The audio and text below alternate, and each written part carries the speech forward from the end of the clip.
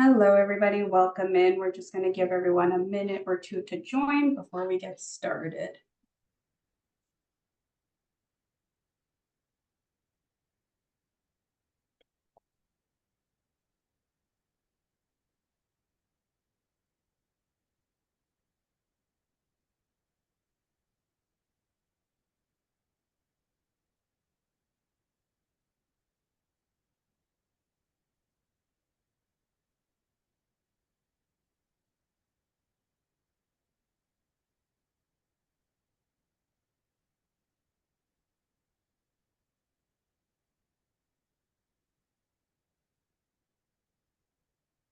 Okay, let's begin.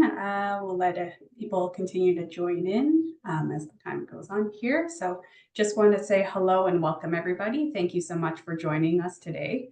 This is a virtual event celebrating the publication of Political Ideologies in Canada. I'm excited to be here with you all, and in just a few moments, we will be hearing from one of the authors of this book, Colin J. Campbell, joined by contributors Karen Reddy and Jesse King, who we are so grateful to have with us here today. Just before I turn things over to Colin, I want to mention that we have a discount code available, as you can see here on the bottom left-hand side of your screen. It is PIC Launch, and this will give you 20% off any purchase made on the Canadian Scholars website. And this code is available for use up until July 3rd, 2024. We also offer free shipping within Canada. We do encourage you to take advantage of this great discount available. We will also be taking any questions from the audience for our contributors at the end of the presentation. So please feel free to use the question and answer button through Zoom. It's at the bottom of your screen. You can submit questions anytime during this presentation, and you may also submit questions anonymously as well. So let's begin. Please welcome Colin. Hi, and thanks so much, Leanna. I'm just going to share my screen and get going with this slide presentation.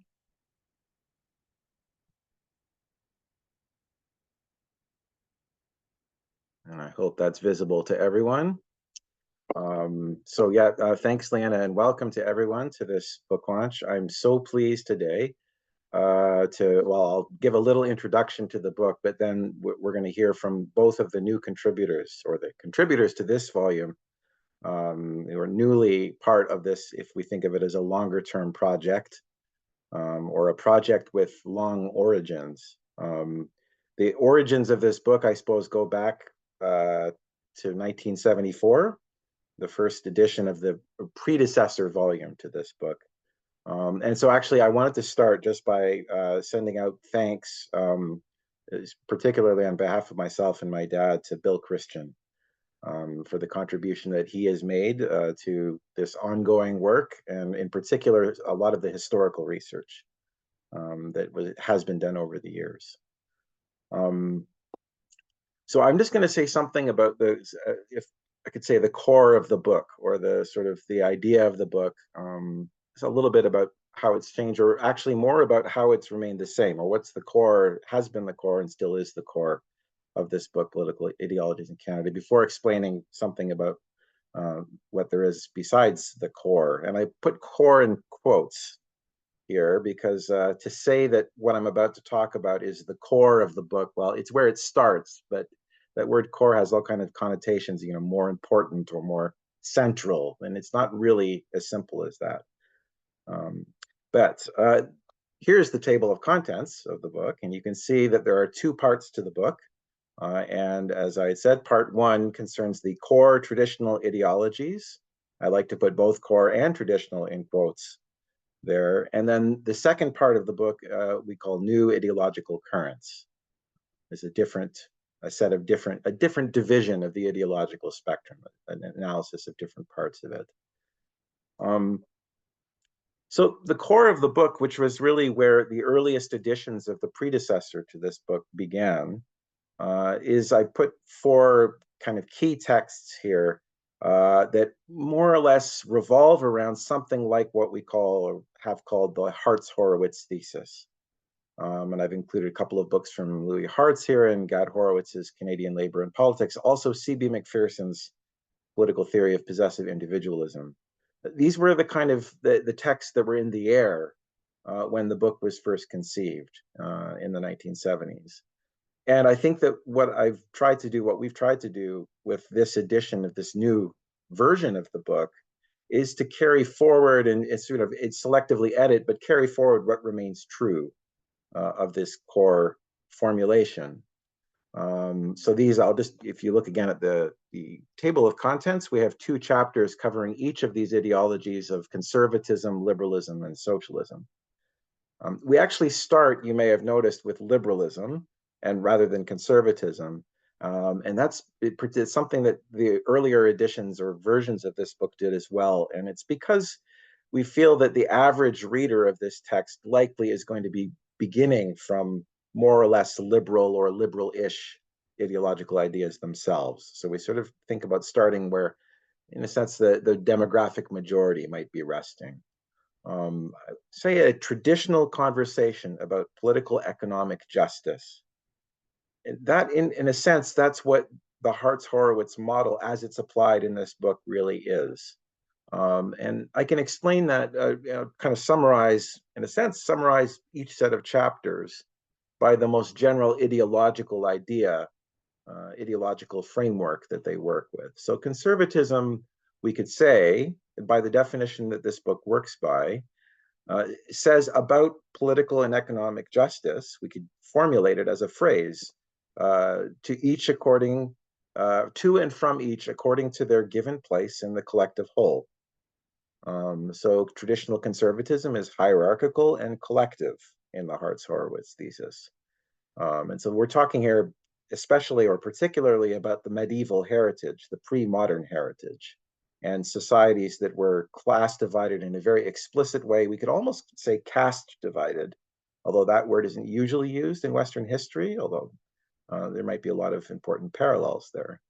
Liberalism is a modern ideology and is revolutionary ideology, and says instead to and from each according to their merit and their achievement, and that is their individual merit and achievement. So this breaks the individual out of the traditional class structure of the Middle Ages, and it's a notion of economic and political justice that centers on what the individual has achieved and what they deserve or are felt to deserve. And then finally, socialism proposes yet another framework for political economic justice, which might be familiar. This is more or less adapted from Marx, to each according to their need and from each according to their ability.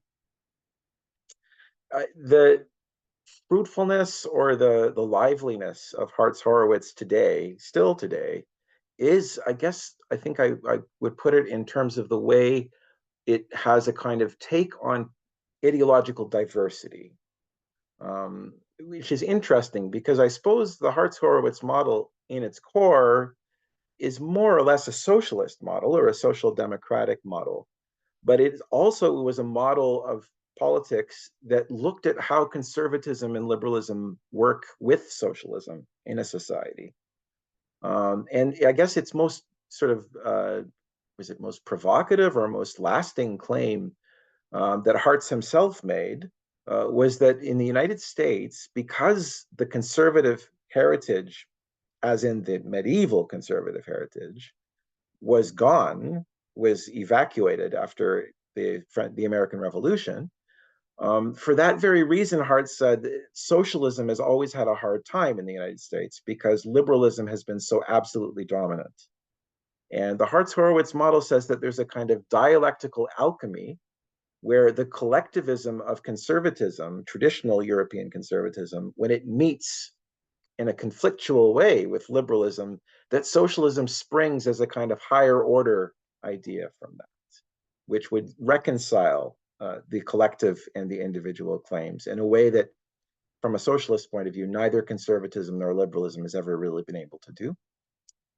So at least that's the hope, or that's the aim. As it happens, like if you have a look at the chapters on socialism, you'll see that the first part of the book more or less rests with a kind of dilemma. And I guess the simplest way of putting it is to say that while the Marxist, or if you could call the traditional socialist pattern provides this idea of a reconcilement of the individual and the collective, that the actual success of socialist experiments and Marxist experiments in the 20th century was quite mixed on this front. Social democracy in Canada, arguably from a social democratic perspective, has tried to respond to these problems and produces or works out or practices a form of socialism which, in a sense, it makes certain compromises with liberalism, and in particular, I think, acknowledges the importance of pluralism in a way that isn't always done in a more strictly, narrowly or dogmatically socialist form. The problem that more radical hard left thinkers would point out is that social democracy tends to become indistinguishable from liberalism in practice. And that's kind of the dilemma as it rests at the end of part one. So then what about part two? Actually, it occurred to me when I was thinking today, the first thing that occurred to me was just if anyone knows about the kind of work that Professor Horowitz has done after Hartz Horowitz, since then, very diverse, eclectic work that he's done. It says that he himself has moved outside or beyond these strictly political economic concerns in his work, and that I'm sure many others have made this kind of journey as well, that there's something incomplete about this way of thinking about political ideologies, that it's really centered in, we could say, I think it, off the top of my head, on two ways. First of all, it doesn't really consider the problem of the environment, or of nature, as we used to call it, of the non-human world. The non-human world is more or less left out of all three of the traditional ideological patterns. It appears kind of as what Heidegger called a standing reserve of resources. A completely different angle and another side of the limitation of these ideologies is that they deal with production and work and how production and work should happen, but none of them deal at all in any, at least in any direct way, with reproduction and reproductive labor, which has been such an important concern that feminism has brought to the table. So that's two aspects of that traditional ideological picture that aren't really filled out. So as it happens, previous iterations or the versions that preceded this current text were already incorporating new chapters and new strands of ideological diversity to try to account for these problems. And I feel that in this version, we've gone a little bit further with that, in particular by welcoming outside contributors or new contributors to offer their point of view and to add to the texture of the book. I just wanted to note that Professor Tully's book here, Strange Multiplicity, now a classic, I suppose, which I remember studying this book when I was at University of Victoria in the late 90s. It's not directly referenced in our text, but it certainly was in my mind as an important model. And that idea of strange multiplicity, the multiplicity of ideological perspectives. And so the non-traditional chapters, quote unquote traditional, non-core chapters, include chapters on nationalism, populism, and the far right. I was thinking that each of those chapters, in a sense, you could sum up as being ways of trying to incorporate collective concerns into a liberal society. That there are different ways of trying to represent the collective, like whether it's the nation or the people, or a sort of version of the nation and the people in the far right scene in fascism. Although, as the book says, I don't think that the far right or the fascist alternative does a very good job of this. So there's those, and then there's a chapter on environmentalism and ecology, and as I mentioned, that brings in the externality of the non-human environment. Along with that, we have chapters on feminism by Karen Ruddy, and the conclusion to our book that Jesse King is going to say a little bit about today. And I'm really, again, just to reiterate how happy I am with the way that the book has come out, and particularly because of these new contributions. And so I suppose with that, if there's no further ado, I would pass the torch to Karen and then to Jessie, and we'll hear a little bit about these new contributions.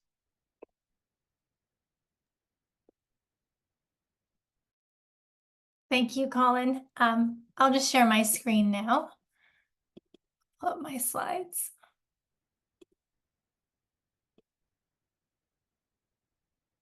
Great. Well, I just want to start by thanking Colin for inviting me to contribute to this revised edition of Political Ideologies in Canada. As someone who's taught in the field of feminism and feminist politics for quite a long time, it was a real pleasure to be able to write the chapter and thinking about my own students and their kind of needs as they encounter some of these issues. So I would say that Chapter 7 on feminism and feminisms is meant to offer a comprehensive overview of feminist ideologies in Canada that's addressed in particular to the needs of a 21st century student audience. And so over the last decade, as kind of I've tried to demonstrate through the images on the slide, there's been a resurgence of feminist protest movements globally and in Canada, such as the Me Too movement, women's marches, the International Women's Strike, as well as growing mainstream acceptance of feminist ideas. Indeed, the Canadian Senator Donna Dasko's 2022 report on 21st century feminism in Canada found that more Canadians than ever before identify as feminist. But despite this newfound visibility, many students, undergraduate students, find it difficult to define feminism. Typically, students are accustomed or familiar with 21st century media depictions of feminists as either elite, cisgendered women holding powerful roles traditionally held by men, or as young feminists promoting self-confidence, body positivity, and individual acts of resistance through social media activism. They tend to be less familiar with the diversity of feminist political thought, the contested histories of feminist politics in Canada, and the myriad activist strategies deployed by feminists to affect change. And so my chapter really is meant to offer an introduction to this ideological diversity, as Colin puts it. And it starts with Bell Hooks's definition in feminism is for everybody. The definition that feminism, she offers feminism is a movement to end sexism, sexist exploitation, and oppression. And so we begin with Bell Hooks's kind of activist theoretical contribution to thinking through feminism as a movement for everyone. And then I add to that to ask the reader to consider how different types of feminism seek to understand this goal and to achieve it. And so I would say, as I move through the chapter, looking at many of the different types of feminist politics in Canada, historically and in the present day, I'm guided by sort of three overarching themes. One, as I've mentioned, is to highlight or to really foreground the multiplicity of feminist ideologies in Canada. And so my chapter does go through quite an extensive list of different types of feminist politics, how they interact with previous types of political thought, change it, modify it, and envision new forms of thinking and being, including liberal and neoliberal feminism, maternal feminism, radical, socialist, Black, anti-racist, Indigenous, postmodern, queer and trans feminism, social reproduction, abolition feminisms, and more. So if one aspect is to kind of push through the mainstream representations of feminism towards this ideological diversity of feminist politics, the second theme is to situate feminist politics in Canada and feminist ideologies within a contested history and histories of feminist activism. And I think when I'm thinking about these histories as sites of contest, I mean this in multiple ways. I'm hoping that the readers would be invited to think about how feminist ideologies in their diversity and as they emerge out of social movements and activist struggles really have expanded the realm of the political in particular as it's been defined in the first part of the book, I suppose, in liberal, socialist, and conservative thought, to move beyond a more narrow definition of the political to include realms that have historically been viewed as non-political, like the body, reproductive labor, sexuality, etc. I'm also interested in thinking about the history of feminism as always unfinished and as always a site of internal contest, which I think many young activists are quite aware of the internal contest within feminism today. But to look at feminism historically as a site both of internal debates about what constitutes feminism, who gets to be included under that rubric, who's been excluded, as well as how feminists have faced and responded to historic cycles of backlash against feminist gains. So in this sense, I'm trying to hold for the reader these multiple histories so that, you know, the reader can decide for themselves, evaluate for themselves different types of feminism, and in particular to think critically about any kind of celebratory narratives of feminist success, to keep in mind both questions about exclusions within feminism, as well as some of the regressions that have happened historically as feminist gains are pushed back politically, as we're seeing today with the rise of white supremacist, in particular movements and movements against women's reproductive rights and reproductive freedoms. And lastly, the main organizing theme is to the approach to the text takes an intersectional framework as a method of analysis. So here I'm drawing from Black feminist thought, both trying to introduce the reader to the diversity and history of Black feminist thought, going back at least to the 19th century. I'm thinking about how gendered oppression is always intersecting with various forms of other oppression, like racism, colonization, sexual oppression, etc., but also using that method as a way of critically assessing the histories of Canadian feminism. And so the reader is invited to think about whose voices and experiences are included and who's omitted from different feminist ideologies, what forms of oppression a particular feminist ideology illuminates and which ones it ignores, how some feminist ideologies have reproduced rather than challenged oppressive structures and relationships. And with this, I'm looking at very specific examples historically of the complicity of suffrage movements with various forms of eugenics and forced sterilization of particular groups of women in Canada, up to the present day, looking at various forms in which liberal and neoliberal feminist ideologies reproduce rather than challenge oppression.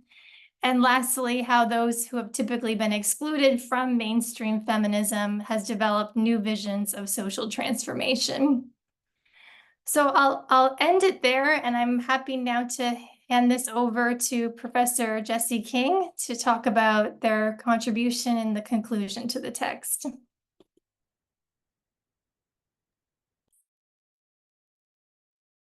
Thank you. Good morning, Leanna, Colin, and Karen, and thank you for leading us in a good way this morning. I'll just share my screen here really quick and start my slideshow.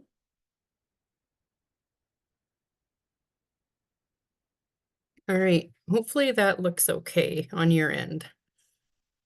So Amaganlach is good morning in my language. My language is Smalach. I come from the west coast of northern BC, known as Kikatla or Gilachmun, where we are Tsimshian. I'm also Irish and Scottish on my father's side. And I just wanted to situate us in this space today and acknowledge that I'm zooming into you today from Lheidli territory, where I've been a visitor now for almost 20 years. And if you feel that you would like, acknowledge the territories that you are calling in from today. And if you don't know what those territories are, here's your gentle nudge to find out whose territory you're living on and who are those people, what languages do they speak. I'm so grateful that I was invited to contribute a chapter to this book. As you'll probably notice by the chapter, once you read it, I'm not a political scientist, but in these spaces, when you are Indigenous in Canada, we often say to one another that to be born Indigenous is to be born political immediately because of our unique relationship with Canada, as what we envision as sovereign nations within Canada that have been here since time immemorial. So my chapter is at the end of the book. It is through an Indigenous lens, ideological preconceptions of health and healthcare in Canada, and it is a callback to my days working with health authorities in the corporate sector and working with larger organizations to indigenize, to decolonize, but also to be doing that work in an effort to serve everyone better.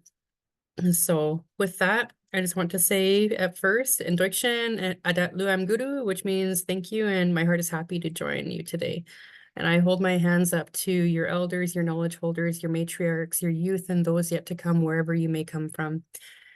So a few things I wanted to achieve in this chapter were to really open people up to a dialogue that's more narrative in form, to bring us back to a humanness conversation when we talk about experiences in Canada. And specifically, the one I know the most about is health.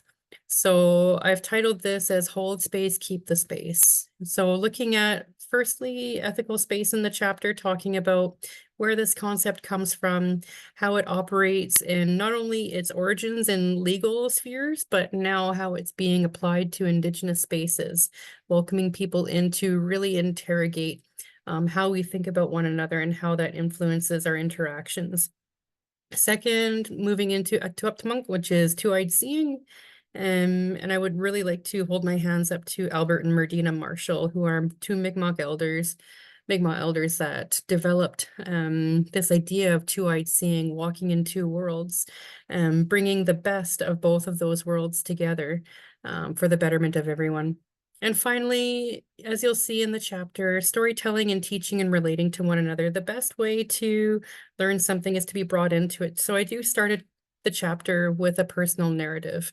It's a personal narrative of how healthcare experiences impacted my family, but how it also impacts many families across this country. And a lot of it is rooted in the space of really interrogating decolonial praxis. How do we understand how things like our political ideologies influence how we experience different services in Canada? So first, talking about Indigenous ethics, these guiding principles, some of you may be familiar with these or you've bumped into them in your interactions. So relationship, respect, responsibility, and reciprocity, and understanding that each of these has a separateness, which is like a long flat piece of cedar bark used for weaving a basket. As each piece is woven together, it may lose its separateness. So all of these principles come together and give ourselves purpose. They also give ourselves a sense of service, of wanting to take care of one another. And this quote is from Joanne Archibald. And I introduced this throughout the chapter. It's sort of the overarching theme, but also digging into how do people come to know things. Now, the reason I wrote this chapter in the way it is it's very self-serving. I'm not a political scientist. I don't operate in the sphere of really jargon-based conversation around politics. But what I do know is what I know from experiences, from what I see in the healthcare system, from what I see in the academy. And here I want to give a shout out to my friend, my dear friend, Dr. Manulani Aluli Meyer, who was a mentor of mine and still is a mentor. But this idea of unpacking, how do we come to know things? We don't just read things passively all the time. Mind you, sometimes I do read things passively, but I've found the best way to bridge that gap of people reading things passively and not being really active in their learning is to really help them relate to the reading. In the beginning of the chapter, you see a story of my grandmother, and how our politics in this country had shaped her experience with healthcare, how it had shaped her fear of authority, how she would do up her makeup and put on a three-piece suit just to visit her doctor. and how a lot of that fear actually ended up causing her to not seek out healthcare on time. And I do this because in this story, I'm hoping that people can see either someone in their family that has had a similar experience, or they can come to a place where they can appreciate it because they see the humanness in this experience and how it all comes down to the roots of our political ideologies in Canada. So moving through knowledge, knowing, and meaning, in this sense, knowledge is the noun. It's just a name for something. Knowing is the verb. Knowing is our action. How much effort are we putting into actually understanding something? Understanding in this sense is the liberating practice of actually engaging with information that comes our way. So until we get to knowing, knowledge is simply the existence of ideas that are floating around in our atmosphere. Knowing is when we get to that place where it has meaning to us. So that's why I tend to start my writing. Everything that I write usually starts with a story to bring you in, to ground you, and maybe help you to relate to the humanness factor of this conversation. And relating to one another is so important, especially when we're talking about political ideologies, because we often find ourselves in a space where we're up against one another, or my ideas, my group is better than yours because of this reason. But oftentimes when I think about politics, it reminds me of a really old quote, and I can't remember the source of it right now. But it doesn't matter which wing you're on. If you're on the right wing or the left wing, you need both of those wings in order to fly. And that was a quote from an Indigenous elder almost 40 years ago now. I remember I was quite young when it came out. But it reminds me of this here relating to one another, to walk in two worlds, that of their native community and that of the newcomers of the white people, whose ways are the ways of mainstream society. This way of thinking can help us understand how our traditional teachings, our traditional knowledges can work together with the knowledge of the newcomers for a better and more healthy world. So not holding one knowledge above the other, instead seeing them as complementing one another so we can borrow from one another. So the Indigenous approach to philosophy does not lie in assessing the truth of a proposition through logic, but in how the self is located in the world instead. So I'm hoping with this chapter, as you see it at the end of this book, after all of this incredible information that you're going to read in the first chapters, you're going to come to a human place. What do I actually think of each of the chapters that came before this one? How do I relate to some of the really deep concepts that are being discussed in this book? So I'm hoping this quote leads you into a space of really seeing yourself interacting with the content. So I want to say, I always say thank you in the language of the territory of the people who I'm living on first, and then I say thank you in my language. So first I can say masi, or I can say masi cho, which is a big thank you in Dacath. And then in my language, it's Indoikshin. So Indoikshin for this space and for your presence, and Amagilksnisgism, which is take care of yourselves today.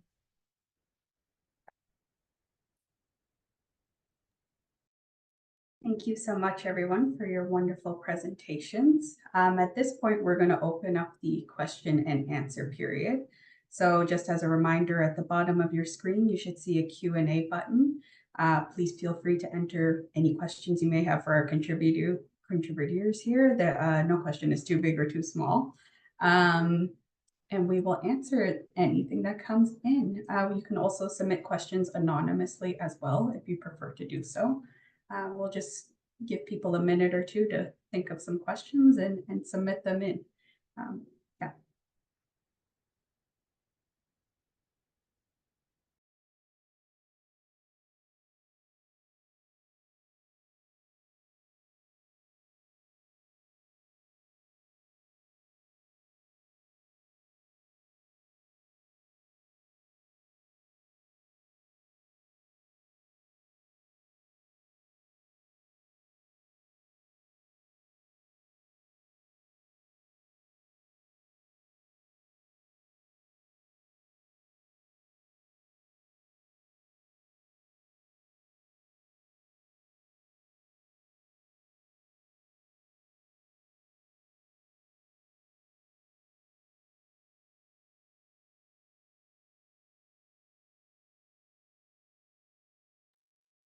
One other thing I'll note as we're waiting for questions to come in, I know at the beginning I mentioned the discount code available, but if you are interested in purchasing a copy of a book or reviewing it for a course, Canadian Scholars does offer complimentary review copies as well as desk copies if you're looking to adopt. If you go on our Canadian Scholars website on the Political Ideologies in Canada webpage, all of your options are there. Our books are available in print and digital as well. So yep, no, that's a way that you can get a copy of the book for yourselves. Just one moment here. So I see one question has come in here. Just going to read it out loud for our contributors here. In seeing this project over the course of many years, what do you envision for this book in bringing people into the political sphere and finding courage to interact with ideologies, which can be somewhat intimidating for some? Well, I guess first of all, I should probably just say miigwech, and I hope I've pronounced that like somewhat close to the Mississauga word, and just to acknowledge that we are here in Toronto, we're on Mississauga territory, I think unceded territory, and there's a history there in the meeting place. So it's nice to meet in the meeting place, even if we're not all literally here. How to envision it bringing people into the political sphere. I'm so nervous about trying to respond to something like that kind of very important task of like how to bring people to politics, which is, I suppose, if Aristotle is still right, it's kind of the sphere that everything comes together in.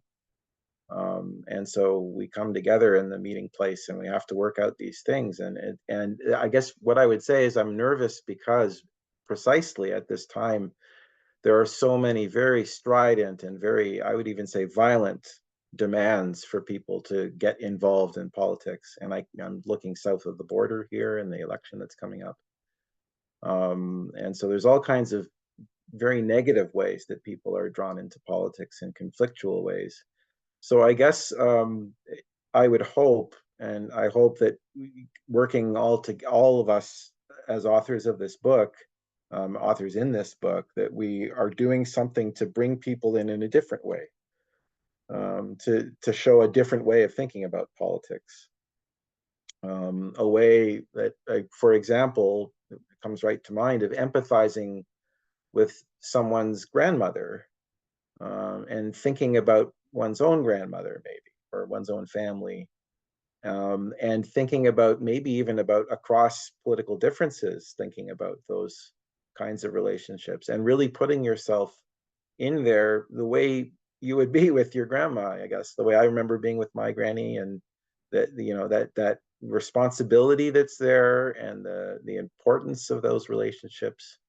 And I feel like so often in you know, on the internet politics today, that kind of, that human depth, I guess, you know, for lack of a better word, is missing, and people just treat each other as targets or something like that. So to try to very humbly to try to begin to bring down that wall and allow for something more like a conversation. By the same token, it's important, I guess, to be clear about ideas, and I hope that I've been clear. And this is really speaking about the first part of the book, pretty exclusively, that the problem is always this balance of the clarity and coherence of the ideas. Like, and you know, I speak as a social democrat myself. Nobody is without a position, but then with clarity to give those ideas, but then also to leave the openness to understand that, you know, that no position is all inclusive.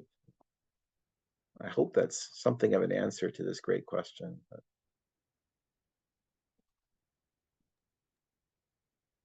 I've just seen that thing. Sorry, go ahead, Carrie. I'll just add, Colin, you got me thinking about, and your question, Jesse, got me thinking about how challenging it is to hold for anyone reading the text or someone coming to these ideas to hold all of this and to take it on and experiment with it. I hope that we allow for that flexibility for people to take on ideas, see what they are, try and work with them, see their strengths and their limitations. I know that's in my teaching. That's something that I kind of want to welcome students to do, so they don't feel like they need to adopt any one particular view, but sort of see where things fall. And hopefully, in so doing, that when they hear ideas in the world, ideologies in the world that are where people are not stating their position, they can identify it more clearly. And that becomes a form of, I think, empowerment, in a sense, that you can now see where people are coming through from, even when they're not saying it.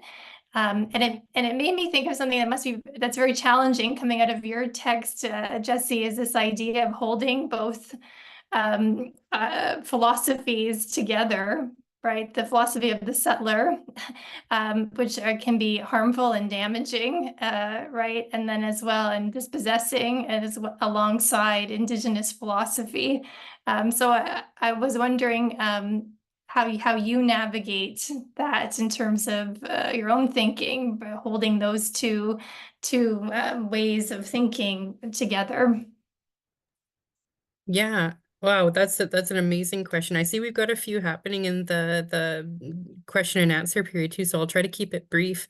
Karen, I really appreciate that question because it actually unveils the reason why I start with narrative in whatever I write. I find digging back into personal experiences, especially finding grounding in my grandmother, who was an exceptional person. We lost her 10 years ago, actually next month. I tend to walk into worlds quite often. And for some reason, I always manage to situate myself in spaces where Indigenous knowledge, traditions, cultures, are not always widely accepted. So I write to what I know to heal myself, to protect myself. While I navigate those two worlds, but also to give people a living, breathing example of what it means to live relationally, to love one another despite our differences. That this is what makes us unique as human beings, is that we can sit down and have a conversation with one another. We may not agree with one another, and I think that's a really beautiful thing, and Indigenous cultures have always made space for that. If we disagree, we disagree. We actually have a funny story back home on the coast, because there were so many of us communities in a small space. And there are actually 9 allied Tsimshian nations, but we're all spread out. And back then, way before my grandmother's day, my Z's day, if you disagreed, we used to do something called voting with your feet. So if you disagreed, you would walk away. You would go to a different community.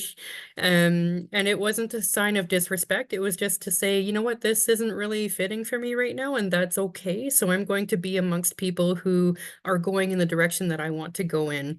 And it's not in such a way that you're doing it violently to fight against one another, to say, I'm better than you. It's just to say, you know what, not right now. I appreciate you, I acknowledge you, but I'm going to go over here for a little bit. And then I may come back. We may re-engage that conversation. And I think that's where we are at in politics, especially in the last 10 or so years, where, like you're saying, Colin, it is really aggressive. It's quite violent when we talk about politics. And it's because they're so deeply situated in our axiologies, in our value systems as people. We really identify with something, and if something goes against that narrative, we feel attacked, not the ideology. So it really breaks down a lot of relationships. So yeah, thank you. Thank you for that question, Karen. It reminded me of that piece I missed in my brief talk. Duction. Thanks so much, everyone. Let's get to a few more questions while we still have some time here. I'll just read out this next question. So actually question/comment. So wonderful introductions, everyone. Thank you. How did you find the new chapters contributed to, built on, or challenged some of the dynamics outlined in the core section of the book?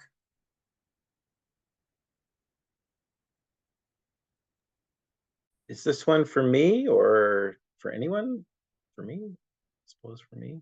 I can say something about it, but not everything. I think I was already kind of pointing in this direction in my introductory comments, so I'll kind of say again that I think the introductory chapters are, in a sense, this is what the traditional Western political science, settler political science, was focused on. and it really came down in the modern world into this debate between the individual right and the collective. And it was never really solved in any way, just an ongoing sort of conflict over this. And that it's very difficult to find resources of reconcilement of those claims. And socialisms have tried, and some have maybe offered some very important ideas and ideals and hopes. But it doesn't seem to me as a socialist that we've really succeeded in that. And I think especially in this case, speaking of healthcare, I think it really has to be called a failure of the Social Democratic Medicare program for Indigenous people in Saskatchewan in the 60s and 70s, that it at best was a partial success, but I think we can see it many failures in that. So there's something missing from those, and there's something missing of how do we reconcile differences. I guess I would say, like, I've been very lucky to have been exposed to a number of Indigenous perspectives, such as Jesse's, that in different ways highlight something like this idea of two-eyed seeing, that like we really have to see in multiple perspectives, open ourselves to other perspectives in a way that maybe it might seem quite unusual in the context of the settler history, and look elsewhere. And I guess on that front, in a different way, but I think in a related way, in an intersecting way, that feminism has had the same meaning for me in this way, and has the meaning for this book in the way that it expands, in, as Karen observed, like that the politics doesn't stop at the door of the private family dwelling, that it's going on there as well. I hope that's kind of a response to that question. Thanks, Colin. We'll move on to a few other quick questions here. So this person commented, "This sounds like a great text for gaining entry into understanding a Western political landscape through ideology. Love the format and expansive approach. Can you share again an overview of the different chapter focuses?"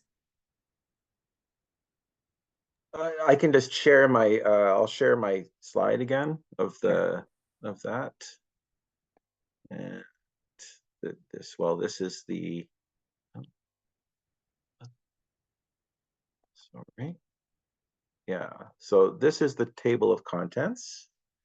It's probably the easiest way to summarize it, but so again, the book consists of two large parts. And the first part is chapters 1 and 2 are on liberalism, chapters 3 and 4 on conservatism, and 5 and 6 on socialism. On different strands of each ideology, we kind of break them down into different sort of subdivisions. And this more or less flows from the Hartz-Horowitz or C.B. McPherson kind of premise. And then we move to the new ideological currents, or this non-core sort of other ways of thinking through the political, which starts with Karen Ruddy's chapter on feminism and ends with the conclusion by Jesse. And in the middle, there's a chapter on environmentalism and ecology, and also these 3 chapters, as I said, which are, I suppose there's a kind of a left-right division, although I really take to heart Jesse's story of the elder's words about left and right. But there's something of a left-right division here of nationalism and populism, and I suppose especially the far right tend to the right side, whereas the other chapters tend to the left side. But in so many ways, I think also that this part of the book starts to deconstruct, if that word isn't dead, to deconstruct this left-right, simple left-right division. I hope that responds to that really interesting question. Thanks, Colin. We will read another question here, so a bit of a longer one. When considering the variety of ideologies within Canada, do you envision their differences as problems of goal orientation between them, or are there aspects of growing schism because of the identities that adherents hold themselves to? And then there's a second part there. In either case, how might greater tolerance or compatibility be created when the categories seem defined almost entirely through opposition to each other? Maybe this is a question that either Jesse or Karen or both could speak to, like because it seems like it would apply in both cases, especially to those chapters. I suppose problems of goal orientation. I feel like this would be applicable in both cases, but yeah, maybe should I pass off to someone For sure, else? anyone's free to answer any question. Sure, I can kind of take that one part of it, at least from the perspective of looking at the history of feminisms in Canada. I think the question really hints at something important, which is about how different feminist ideologies differ in the way they conceive of their relationship to state processes. And the question of whether or not change, or however we want to define that, can be implemented by working within or outside the formal institutions of the state. So in that sense, the text in my chapter does explore, from its nascence in the 19th century, the official beginning of the suffrage movement, how feminists struggled with that question of whether getting formal political citizenship, accessing formal politics through elections, and civic participation would be sufficient to transform relationships of gendered inequality.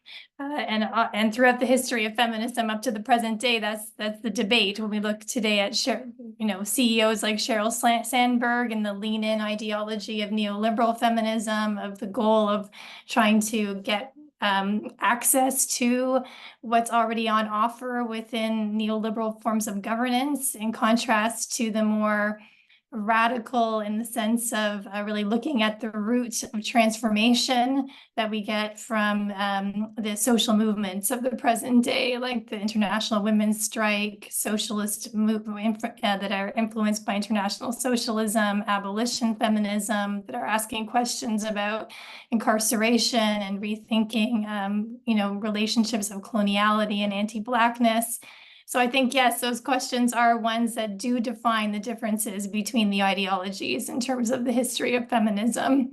And I'm not sure that the goal is greater tolerance in the terms of the history of feminist struggles, but definitely looking at how to work across differences, I think, is an important one. And how to have alliances continues to be one of the key questions of what alliances are possible in that kind of fractured terrain. So thank you for that question. Yeah, if I can add on to that, Ryan, this is a great question. It really lit up my brain to see how you've worded this, and it reminds me of a story, and I'm going to disclose right now, I am not Haudenosaunee. It just so happens that I was hanging out with a few folks from that territory last week while we were all gathered in Regina for a science conference, and there's a story of something called the two-row wampum belt, otherwise known as Goswenta. And when we talk about tolerance, when we talk about schisms, when we talk about these divisions and differences, the two-row wampum was developed in order to be a symbol of partnership, of relationship. And on this two-row wampum, there's a white background and two purple lines, and the two purple lines are to depict settlers, newcomers, and then the Haudenosaunee, the original peoples.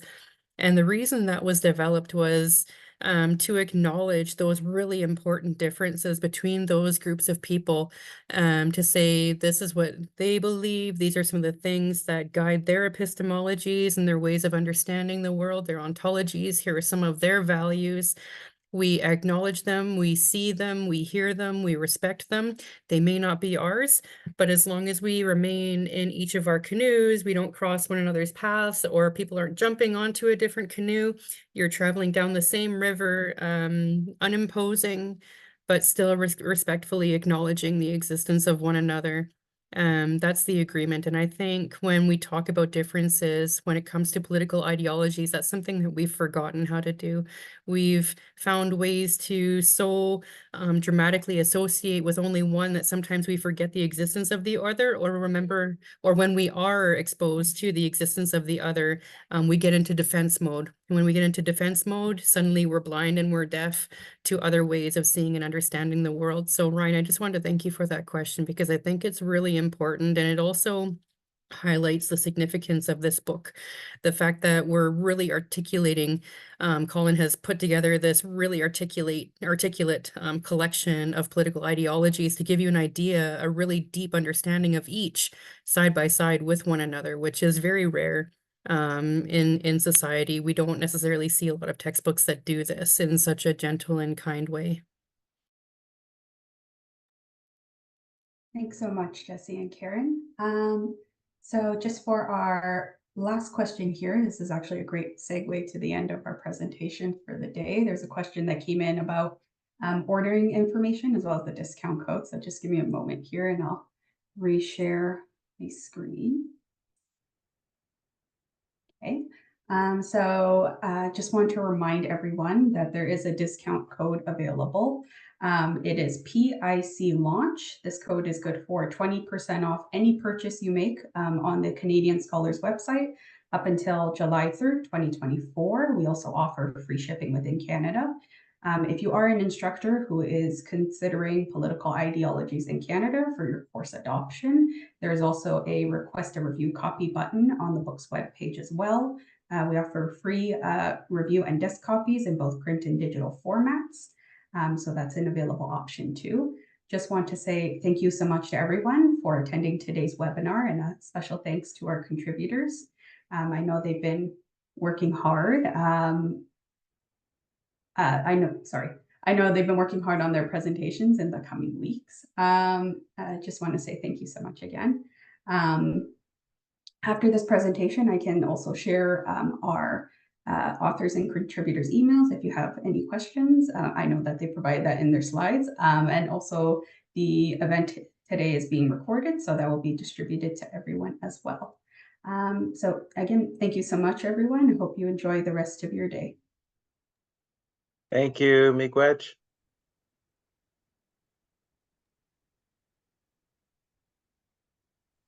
Thank you, everyone. Thank you. Thank you.